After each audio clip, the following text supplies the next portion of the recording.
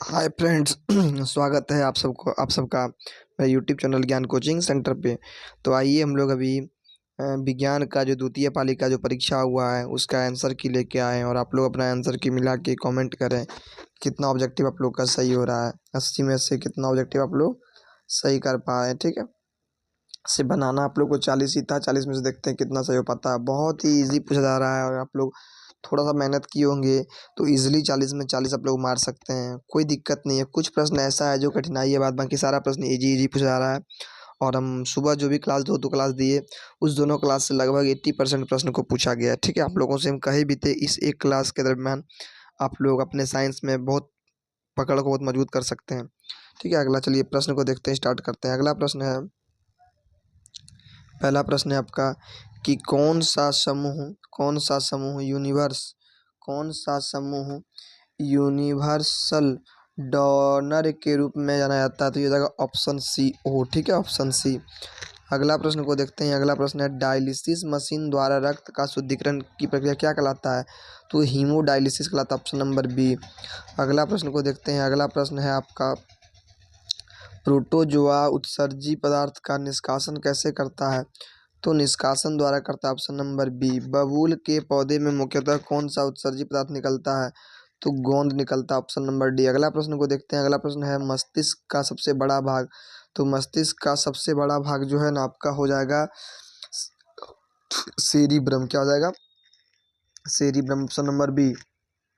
Testosterone स्रावित होता है, तो ये ऑप्शन नंबर ए अंडाशय में ही स्रावित होता है। अगला प्रश्न को देखते हैं। अगला प्रश्न है आपका, अगला प्रश्न है वह हार्मोन जो पौधों में कोशिका विभाजन को रोकता है। तो वो क्या है, कोशिका विभाजन को एब्सिसिक एसिड रोकता है, ऑप्शन नंबर डी। पुष्प का नरजनन भाग क्या कहलाता है। तो पुंकेसर कहलाता है, ऑप्शन नंबर डी। अगला प्रश्न को देखिए। अगला प्रश्न है टिंचर टिंचर आयोडीन विलयन बना होता है। टिंचर आयोडीन विलयन जो होता है ना आपका एथिल अल्कोहल का बना होता है। क्या होता है, एथिल अल्कोहल का बना होता है, ऑप्शन नंबर ए। अगला प्रश्न को देखते हैं। अगला प्रश्न है आपका कि CH3 CH2 CH2OH का आई यू पी ए सी नाम। तो इसका आपका हो जाएगा ना IUPAC नाम 1 प्रोपेनॉल, ऑप्शन नंबर सी। क्या हो जाएगा, ऑप्शन नंबर सी। अगला देखते हैं निम्नलिखित में कौन कमरे के ताप पर द्रव्य होता है। कौन कमरे के ताप पर द्रव्य होता है। देखिए ये प्रश्न एक नया आपको देखने को मिला होगा, एथेनॉल, ठीक है, ऑप्शन नंबर ए। अगला प्रश्न देखते हैं बेंजीन सांद्र सल्फ्यूरिक अम्ल की उपस्थिति में नाइट्रिक अम्ल से अभिक्रिया कर बनाता है। तो ये बनाता है नाइट्रोबेंजनी। क्या बनाता है, ऑप्शन नंबर ए नाइट्रोबेंजनी। निम्न में से कौन सा यौगिक ईंधन के रूप में इस्तेमाल किया। तो इनमें सभी हो जाएगा। क्या जाएगा, इनमें सभी, ऑप्शन नंबर डी। अगला प्रश्न को देखते हैं। अगला प्रश्न है आपका कौन सा समूह जो है ना आपका डोबेराइनर का त्रिक बनाता है। तो इसमें हो जाएगा CSR Ba। ओजोन का आणविक सूत्र O3, ठीक है। अगला प्रश्न को देखते हैं। अगला प्रश्न है ऑक्सीजन गैस के एक अणु के दो परमाणुओं के बीच कितने आबंधन होते हैं। तो ये हो जाएगा आपका ऑप्शन नंबर बी 2। अगला प्रश्न को देखते हैं। अगला प्रश्न है आपका, अगला प्रश्न है तेल लगा कागज होता है तो पारदर्शी या पारदर्शक होता है, ठीक है। तेल लगा कागज क्या होता है, पारदर्शी या पारदर्शक, ऑप्शन नंबर बी। अगला देखते हैं सूर्य से आने वाली प्रकाश पुंज निम्न में से कौन सा है। तो इनमें जो है समांतर पुंज हो जाएगा, ऑप्शन नंबर बी। अगला प्रश्न को देखते हैं निम्नलिखित में से कौन उत्तल दर्पण द्वारा बना काल्पनिक प्रतिबिंब होता है। तो सीधा और छोटा, ऑप्शन नंबर बी। अगला देखते हैं। अगला प्रश्न है दर्पण सूत्र। तो दर्पण सूत्र क्या हो जाएगा, 1/v + 1/u = 1/f, option number D. अगला देखते हैं आभासी प्रतिबिंब कैसा होता है। तो आभासी प्रतिबिंब सीधा होता है। अगला देखते हैं। अगला प्रश्न है निम्न में से किस दर्पण की फोकस दूरी धनात्मक होती है। तो उत्तल दर्पण का फोकस दूरी धनात्मक होता है, ऑप्शन नंबर बी। हम यह इस प्रश्न को सवेरे अच्छा से आप लोगों के बीच डिस्कस करके बताए थे। अगला प्रश्न को देखते हैं। अगला प्रश्न है निम्नलिखित में से कौन सा उत्तल दर्पण की फोकस दूरी है जिसकी वक्रता त्रिज्या 32। अगर उत्तल दर्पण है तो आर हो जाएगा आपका प्लस में, कितना है 32। निकालना क्या है, एफ बराबर होता है F = R/2।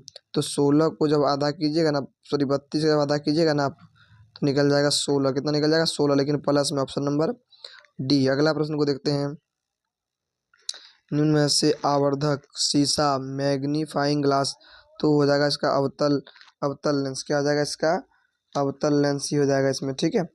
आपका ऑप्शन नंबर ऑप्शन ए में है अवतल दर्पण, ऑप्शन बी में है अवतल लेंस, तो ऑप्शन सी हो जाएगा, सॉरी उत्तल लेंस, क्या हो जाएगा ऑप्शन सी उत्तल लेंस, ठीक है, ऑप्शन नंबर सी उत्तल लेंस हो जाएगा इसमें। विरंजक चूर्ण ऑप्शन नंबर डी CaOCl2। अगला प्रश्न को देखते हैं।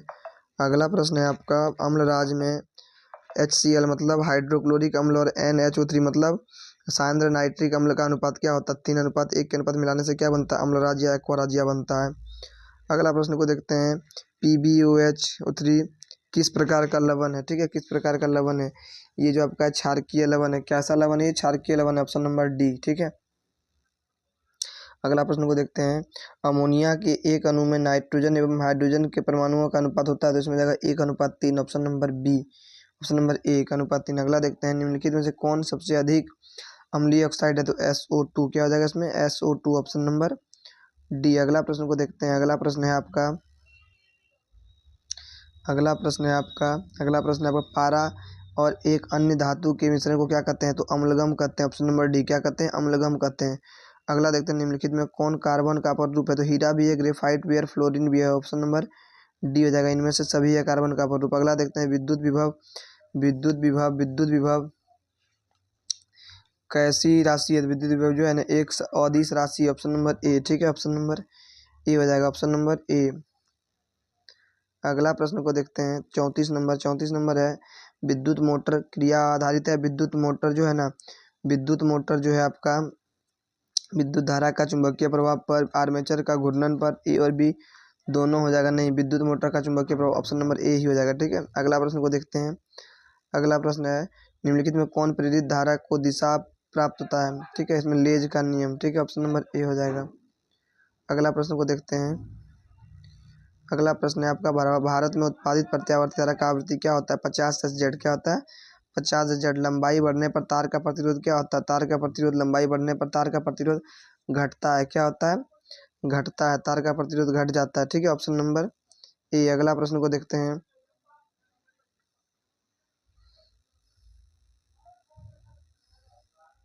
अगला प्रश्न है, इसका हो जाएगा आपका क्वेश्चन नंबर 38 का ऑप्शन नंबर बी, ठीक है। अगला प्रश्न को देखते हैं। अगला प्रश्न है जीवाश्म ईंधन, इसमें जाएगा ऑप्शन नंबर आपका ए, ऑक्सीजन गैस का जो है ना मुक्त नहीं होता है। अगला प्रश्न को देखते हैं।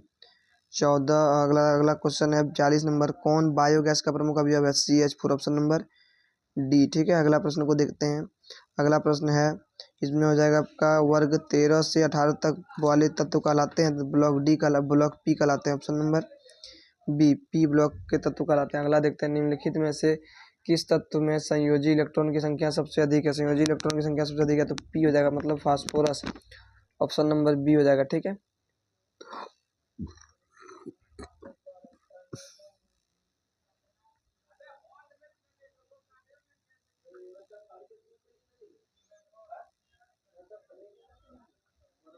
अगला प्रश्न, ओजोन परत के अवक्षय के लिए निम्नलिखित में से कौन उत्तरदायी है? तो इसमें जाएगा इनमें से सभी, सर इनमें से सभी नहीं होगा, इसमें जाएगा क्लोरोफ्लोरोकार्बन, ठीक है, ओजोन परत के अवक्षय के लिए क्लोरोफ्लोरोकार्बन। आप क्वेश्चन ऑप्शन नंबर डी, ठीक है। अगला प्रश्न को देखते हैं, ऑप्शन नंबर डी। अगला प्रश्न को देखते हैं। आहार और पाइन किस राज्य का जल संचयन विधि है? तो ये भी आपका बिहार का है, ऑप्शन नंबर ए। अगला देखते हैं। निम्न में से कौन प्राकृतिक संसाधन है? तो प्राकृतिक संसाधन में सभी, ऑप्शन नंबर डी। अगला प्रश्न को देखते हैं। अगला प्रश्न है, निम्नलिखित में वनों पर आधारित उद्योग है? तो वनों पर आधारित इनमें से सभी है। कागज उद्योग भी वनों पर आधारित है, लकड़ी उद्योग भी है, लाख उद्योग भी हो जाएगा आपका। हमें किससे उचित मात्रा में आयोडीन की प्राप्ति होती है? तो नमक से होती है, ऑप्शन नंबर बी। अगला प्रश्न को देखते हैं। निम्न में से कौन मनुष्य के आहार नाल में एक अवशोषी अंग है? ठीक है, मनुष्य में आहार नाल में कौन एक अवशोषी अंग है? तो इसमें हो जाएगा आपका एपिडिक्स, ऑप्शन नंबर ए, ठीक है। अगला प्रश्न को देखते हैं। अगला प्रश्न है आपका कि शाकाहारी जीव में छोटी आंत की लंबाई होती है, तो शाकाहारी जीव में जो है ना मांसाहारी की अपेक्षा अधिक लंबी होती है, क्या होती है? अधिक लंबी होती है। उसमें भोजन की प्रक्रिया लंबे समय के बाद होता है शाकाहारी जीवों में। छोटी आंत में पूर्ण रूप से पचा भोजन कहलाता है, छोटी आंत में पूर्ण रूप से पचा भोजन जो है चाइल्ड कहलाता है, ऑप्शन नंबर बी। अगला प्रश्न को देखते हैं। अगला प्रश्न है, मूल रोमों के द्वारा जल का अवशोषण किस विधि द्वारा होता है? परासन के द्वारा होता है, ऑप्शन नंबर सी, ठीक है। अगला प्रश्न का आंसर ऑप्शन नंबर सी। उच्च रक्तचाप की अवस्था को कहते हैं हाइपरटेंशन, ऑप्शन नंबर सी। क्या कहते हैं? हाइपरटेंशन, इसको बोलते हैं बीपी हाई हम लोग।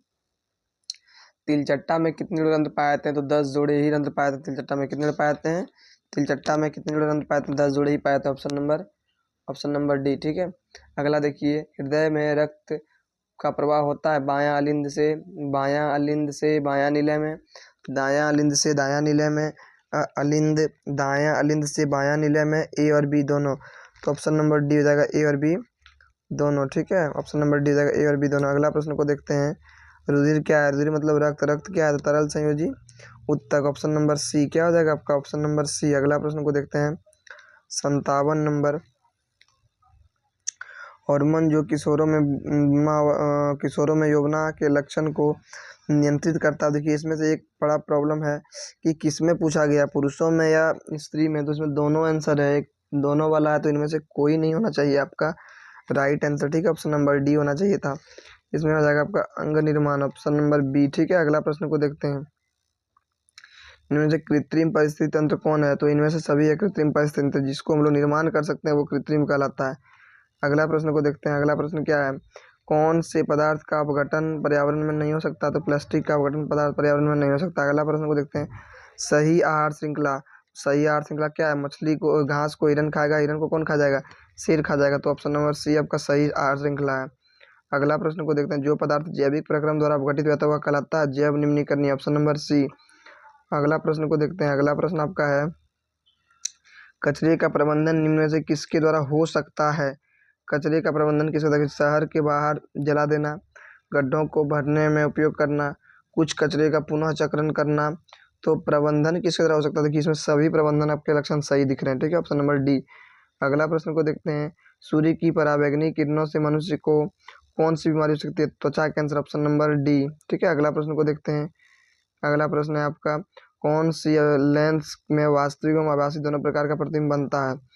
तो आपका क्या हो जाएगा? उत्तल लेंस। ठीक है, क्वेश्चन नंबर 65 का हो जाएगा आपका, क्वेश्चन नंबर 65 का हो जाएगा ऑप्शन नंबर ए। ठीक है, अगला देखते हैं, श्वेत रक्त प्रकाश कितने रंगों से बनता है? तो 7 रंगों से बनता है, ऑप्शन नंबर डी। अगला प्रश्न को देखते हैं, श्वेत प्रकाश में कौन सा रंग किसी प्रिज्म से गुजारने के पश्चात कम झुकता है? तो बेजानी हापी नाला अगर आप पढ़े होंगे ना, तो सबसे अधिक झुकाव बेजानी मतलब बेगनी का होता है, सबसे कम जो होता है लाल का होता है। ऑप्शन नंबर बी हो जाएगा। ठीक है, इसमें ऑप्शन नंबर बी। अगला प्रश्न को देखते हैं, अगला प्रश्न है आपका, निम्न में से कौन सी पुतली के साइज को नियंत्रित करता है? तो पक्षमाभी पेशियां करता है, ऑप्शन नंबर डी। ठीक है आपका। अगला प्रश्न को देखते हैं, निकट दृष्टि दोष के लिए, तो ये तो सवेरे ही बताए थे, अगर लंबा वाला नाम पूछेगा तो बड़ा वाला लेंस का नाम बोलिएगा, उत्तल लेंस। अगला प्रश्न देखिए, निम्न में से कौन सी कुंडली प्रतिरोध? तो आर पर भी बटा आई हो जाएगा, ऑप्शन नंबर बी। प्रतिरोध का ऐसा ही मात्रक ओम होता है, ऑप्शन नंबर डी। ये भी प्रश्न हम आपको सवेरे बताए थे। अगला प्रश्न को देखते हैं, अगला प्रश्न है, निम्नलिखित में विद्युत ऊर्जा का व्यापारिक मात्रक, तो यूनिट में हम लोग ऊर्जा को खरीदते हैं, ये हो गया व्यापारिक मात्रक आपका। निम्न से कौन सा जीवाश्म ईंधन जो ऊर्जा का प्राथमिक स्रोत है? तो ये आपको हो जाएगा सूर्य, ऑप्शन नंबर सी। अगला प्रश्न देखिए, निम्न में से किस रूप में महासागरों में ऊर्जा होता है? तो ज्वारीय ऊर्जा भी है, तरंग ऊर्जा भी है और महासागरीय तापीय ऊर्जा भी है, ऑप्शन नंबर डी हो जाएगा इनमें सभी। अगला प्रश्न को देखते हैं, तारापुर नाभिकीय विद्युत संयंत्र किस राज्य में है? तो ये आपका महाराष्ट्र में है, ऑप्शन नंबर सी हो जाएगा आपका। अगला देखते हैं, किसी अभिक्रिया में भाग लेने वाला पदार्थ क्या कहलाता है? विकारक या विकर्मक कहलाता है। अगला प्रश्न को देखते हैं, वह अभिक्रिया जिसमें उत्पाद के बनने के साथ साथ ऊष्मा का उत्पन्न हो, ऊष्माक्षेपी कहलाता है। ठीक है, ऊष्माक्षेपी अभिक्रिया कहलाता है। अगला देखते हैं, अगला प्रश्न है आपका, अगला प्रश्न है उपचयन अभिक्रिया, तो इनमें से क्या हो जाएगा आपका? इनमें सभी हो जाएगा। ठीक है, इनमें से सभी हो जाएगा उपचयन अभिक्रिया के अंतर्गत। अगला प्रश्न को देखते हैं, अगला प्रश्न है, निम्नलिखित में से संश्लेषित सूचक क्या हो जाएगा? मैथिल ऑरेंज हो जाएगा। अगला प्रश्न को देखते हैं, अगला प्रश्न है, कौन सा पदार्थ जलीय विलयन में लाल लिटमस पत्र को नीला करता? तो जो जाएगा क्षार हो जाएगा आपका, ऑप्शन नंबर ए। तो आप लोग कमेंट में जरूर करें कि आप लोगों को कितना वीडियो आप लोग का, कितना ऑब्जेक्टिव आप लोग का सही होता है। ठीक है, तब तक के लिए बने रहे मेरे वीडियो से, वीडियो को लाइक करें, शेयर करें, चैनल को सब्सक्राइब करें और अधिक से अधिक सपोर्ट करें और सबों को शेयर करें वीडियो, ताकि आप लोग हमसे जुड़ सकें और हम भी आप लोगों से जुड़ सकें और आप लोगों को क्लास 10th, क्लास 11th और क्लास 12th का नोट्स क्लास उपलब्ध करा सकें और आप लोग पढ़ फ्री में आप लोग क्लास को देख सकते हैं। ठीक है, आप लोग जो है अधिक से अधिक जुड़ने का प्रयास करें, मेरे वीडियो को शेयर करें, चैनल को सब्सक्राइब करें। ठीक है।